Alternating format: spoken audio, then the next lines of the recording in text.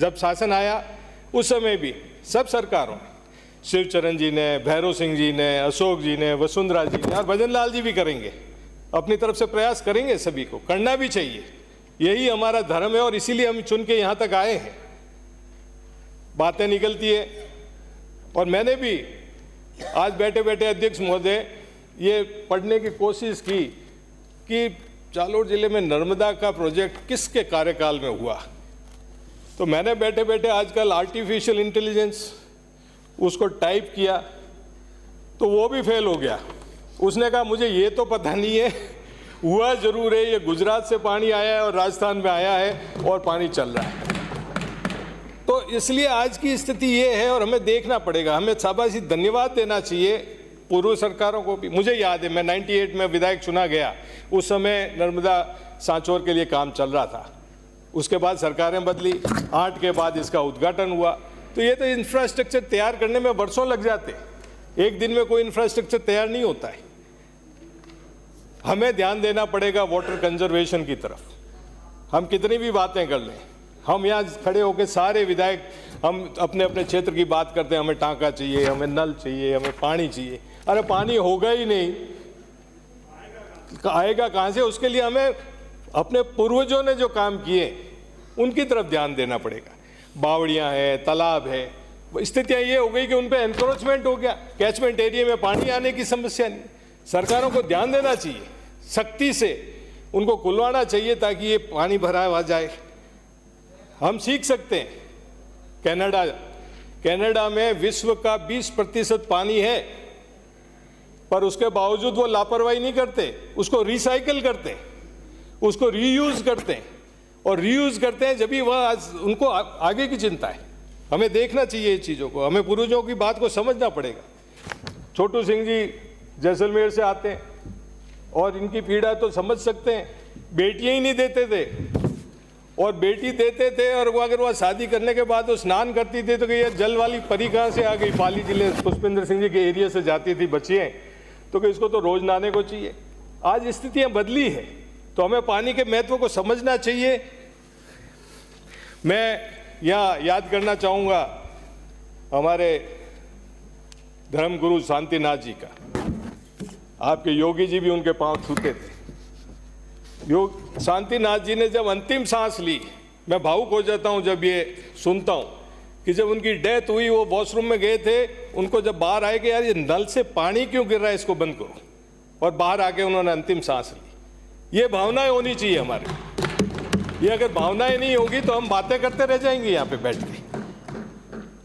बाबा राम जी बैठे, मैं विश्नोई समाज के गाँव में जाता हूँ, आज भी मुझे खुशी होती है।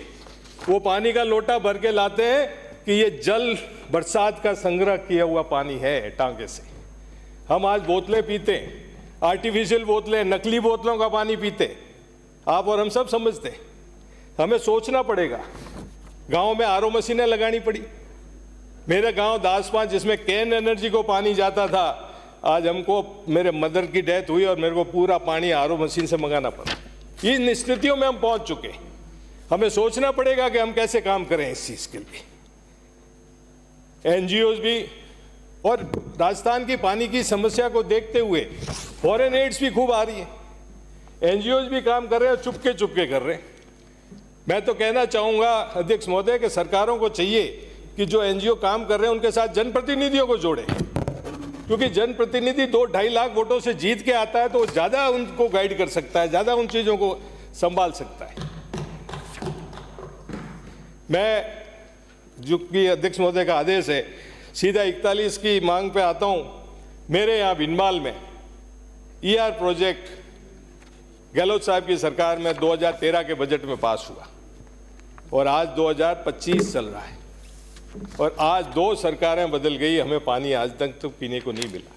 मैं मंत्री जी से निवेदन करूंगा कि अभी गर्मी भी आ रही है, वाटर क्लोजर भी आएगा, वाटर रिजर्वर तैयार नहीं हुए, तो आप कृपया करके उन्हें समय पर तैयार कराएं ताकि 12 साल बाद भी हम उस पानी का स्वाद तो ले सके कम से कम पीने का। आरओज प्लांट हैं वो खराब पड़े हैं, उन्हें ठीक कराएं। ट्यूबवेल रिपेयर दे दिए जाते हैं ठेके पे, और आमतौर पे शिकायतें आती है कि ट्यूबवेल की मशीनें बदली नहीं जाती है, थोड़े दिन बाद वापस खराब हो जाती है। तो मेरा निवेदन है कि उस पर भी ध्यान जाए। एमएलएस को हैंडपम्प दिए गए, इसमें भी ट्यूबवेल आपने दिए, अच्छी बात है, पर हमारे एरिया में तो हजार फीट नीचे चले गए, हैंडपम्प काम भी नहीं करेंगे। इस रेशियो को भी आप बदलने का प्रयास करें। एक मेरे यहाँ बाल्टी सेंदड़ा बांध बना है अध्यक्ष मोदी, 2008 से आज तक उससे सिंचाई नहीं हुई। जवई बांध के बाद सबसे बड़ा डैम है, तो कम से कम पीने का पानी उससे सप्लाई कर दो तो कम से कम लोगों को फायदा तो मिले। एक छोटे कॉन्ट्रैक्टर्स जितने भी हैं आजकल बड़े कॉन्ट्रैक्ट दे दिए जाते हैं। मेरी मान्यता है कि अगर छोटे कॉन्ट्रैक्टर होंगे वो टाइम पे, क्योंकि बड़े कॉन्ट्रैक्टर भी आखिर छोटे को ही काम देते हैं, सबलेट करते हैं। मैं मांग संख्या 22 के संदर्भ में निवेदन करना चाहूँगा और ध्यान आकर्षित करना चाहूँगा। माही परियोजना जो कडाना डैम के ऊपर है, माही जल व खाड़ी समझौता 1966 में कडाना डैम का निर्माण हुआ। उससे 132 गांव राजस्थान के डूब में आए थे। समझौते की शर्त के अनुसार जब गुजरात के खेड़ा जिले में माही की जगह नर्मदा से सिंचित जल कडाना डैम का एक भाग पश्चिमी राजस्थान बाड़मेर को दिया जाने का प्रावधान था। आज खेड़ा जिले में नर्मदा का भी पहुंच गया, सुजलाम सुफलाम भी पहुंच गई कच्ची नहर। तो कम से कम हमारे उस हक की लड़ाई तो आपको लड़नी चाहिए। डबल इंजन की सरकार है और गुजरात में आप लोग मेहनत करें तो ये पानी हमें मिल सकता है। आपके मुख्यमंत्री जी ने पत्र लिखा है सुजलाम सुफलाम के लिए। मुख्यमंत्री जी ने भी आपके पत्र लिखा है 2024 जुलाई में कि ये जो पानी है और सुजलाम सुफलाम जैसी नहर, कच्ची नहर के मार्फत 350 किलोमीटर बिछा के गुजरात में जब कच्ची नहर के मार्फत पानी बिछाया जाएगा तो रिचार्ज भी होगा, पानी नीचे से भी बढ़ेगा।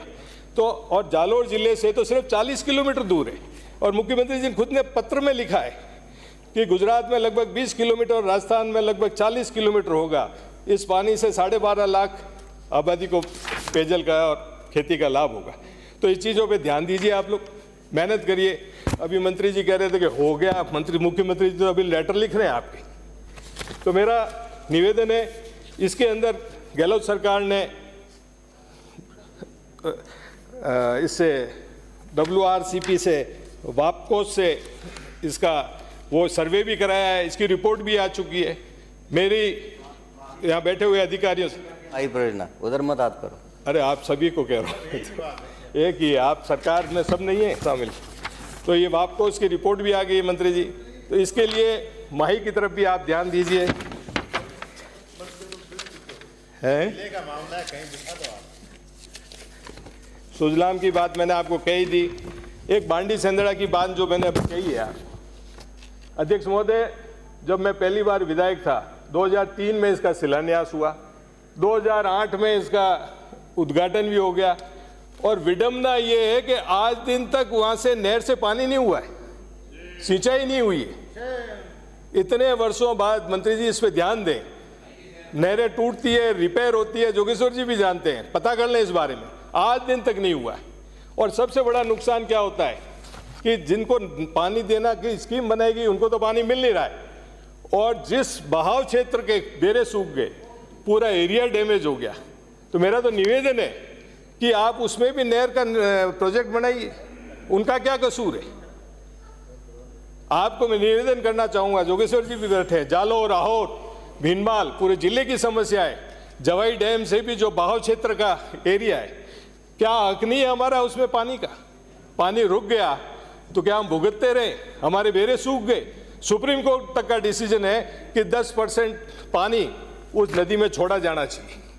तो मेरा निवेदन है सरकार से कि इन चीज़ों पे आप लोग ध्यान दीजिए, और सरकार जितना कोशिश करेगी, प्रयास करेगी, क्योंकि सरकारों का काम ही यही है। एक दूसरे पे आरोप तो लगाते रहेंगे, चलता रहेगा, हम आएंगे, कल कोई और आएगा, ये चलती रहेगी दुनिया। ये पल पल दो कल की कहानी है, कल आज मैं हूँ, कल तुम हो, कल कोई और होगा। इसलिए आप सरकार को पानी जैसे संवेदनशील विषय पे किसी तरह की राजनीति नहीं करते हुए राजस्थान की जनता को जितना लाभ दे सके वो प्रयास करना चाहिए। धन्यवाद। चर्चा समाप्त हुई।